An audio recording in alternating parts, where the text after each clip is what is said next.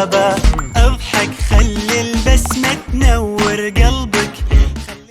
في زمن هبط فيه الفن والغناء إلى مستويات متدنية، خرج هذا الشاب الهادئ والطموح الذي قيل له أن اللون الذي يسعى لتأديته ليس له سوق، لكنه قلب الطاولة وغير القواعد، وأصبح لفنه السامي متذوقين في كل أنحاء العالم. فمهما كان يومك سيئا، كل ما عليك فعله هو أن تفتح اليوتيوب وتبحث عن أغاني، ثم تسمع القليل من كلماته التحفيزية وتنسى ما كان يؤثر على مزاجك. هو ليس بمنشد وليس بمغن، وإنما يفضل أن يطلق عليه لقب فنان، حتى أن فنه كان مختلفا بنوعه الجديد، فهو ليس دينيا ولا عاطفيا، وإنما هو فن قيم مرتبط برسائل ملهمة ومحفزة. ولو قلنا لكم أن من نتحدث عنه هو الفنان الكويتي حمود الخضر، قد يتساءل البعض منكم من هو هذا الفنان، لكنكم بالتأكيد تعرفون أغانيه التي رافقتكم طيلة سنوات دون أن تعرفوا الكثير عن هوية صاحب هذا الصوت الساحر. أهلا أهلا كيف الحال، مرحب مرحب يا هلال، أهلا أهلا كيف الحال. نعم، هذا هو الصوت الذي كلما سمعناه يعود بنا إلى رمضان، وبعض أغانيه تعود بنا إلى الزمن الجميل، وأخرى تجعلنا نؤمن بالحياة لترتبط الإيجابية بفنه. وبعد أن فقدت الناس إيمانها بأن يكون للغناء رسائل هادفة، جاء حمود الخضر ليثبت العكس. فمن هو هذا الشخص الذي تحول إلى أكثر الفنانين تأثيرا في الوطن العربي، وإلى أيقونة ينتظرها الناس في رمضان؟ مستنيك مستنيك على نار الأمل يا أنا من عمق ذاتي. في 24 من يناير عام 1989 في الكويت ولد حمود، وعاش جزءا من طفولته في المملكة المتحدة عندما كان والده مقيما هناك لنيل شهادة الدكتوراه. نشأ حمود في عائلة مثقفة ومتعلمة، فاكتسب من والدته فن الكتابة ومن والده الانضباط. بدأ حمود مسيرته الفنية في سن 10 حين قرر خاله ضمه إلى فرقته الإنشادية ليشارك معه في كورال حفلاته. بدأ حمود يظهر الاهتمام بالموسيقى، وكانت البداية من خيمة صغيرة بناها في منزله لتكون الاستوديو الخاص به، وينطلق منها إلى العالمية. خلال هذه الفترة احتك الخضر بالعديد من الشعراء والملحنين، الأمر الذي ساعده في تكوين خبرة فنية كبيرة بالنسبة لسنه. كانت انطلاقته الرسمية عام 2002 عندما كان في سن 13 في سلسلة يا رجائي مع المنشد مشاري العرادة، وتناولت بعض أناشيده محنة الشعب الفلسطيني.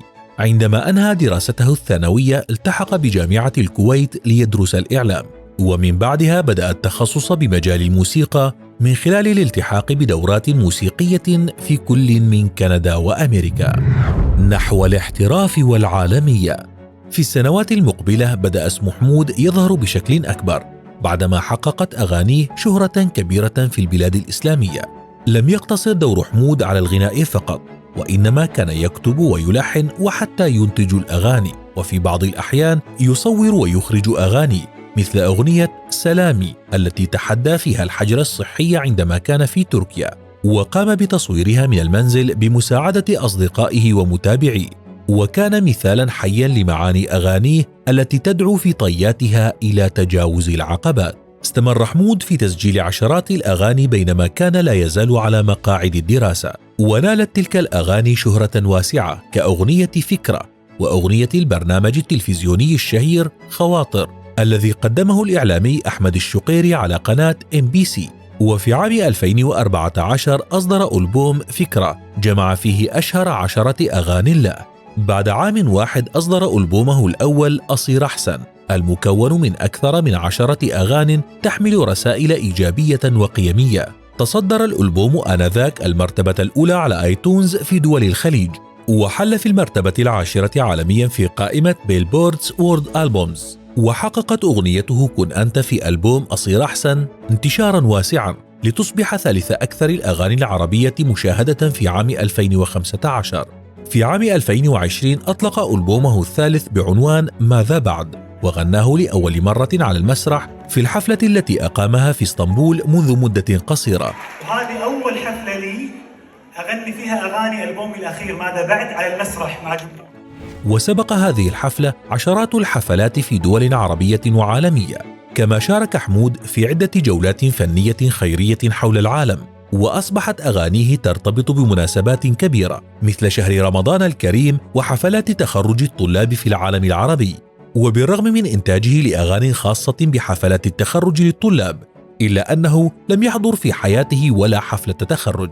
ففي المرحلة الثانوية خلال حفلته كان يلعب كرة القدم، وفي المرحلة الجامعية كان مسافرا إلى كندا لتعلم الموسيقى. تربط حمود بعائلته علاقة قوية كان لها تأثير كبير على نجاحه في مجال الفن القيم، فبالإضافة إلى الدعم الكبير الذي تلقاه منهم، إلا أن والدته كانت أديبة وشاعرة، وكانت تكتب له بعض الأغاني، كما تشارك في تصحيح وتدقيق الكلمات التي ينوي تسجيلها. ومن إحدى المواقف الطريفة التي حدثت بينه وبين والده: كنت أسمع والدي الألبوم القادم في وحينها أصير أحسن، فسمع الألبوم وقال لي تمام حلو جميل تمام، بس حمود أنتم الفنانين عندكم مشكلة. قلت له شنو مشكلتنا؟ فقال دائما تتغنون بالأم وتنسون الأب. قلت والله صراحة معك حق، يعني معك حق. بعدين قال لي لا بس حمود أنت من بد كل الفنانين مشكلتك أكبر. قلت ليش؟